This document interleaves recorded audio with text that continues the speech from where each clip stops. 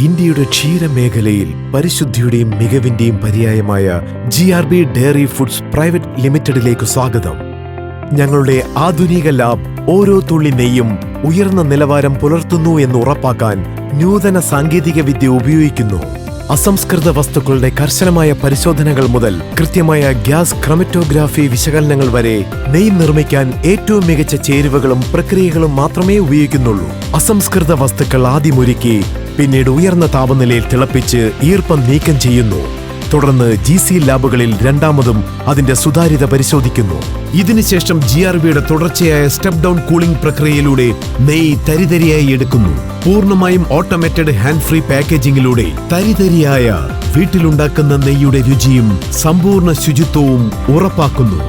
4 പതിറ്റാണ്ടുകളുടെ വിശ്വാസ്യതയും രുചിയും പാരമ്പര്യവുമാണ് ഓരോ പാക്കറ്റിലും GRB നൽകുന്നത്.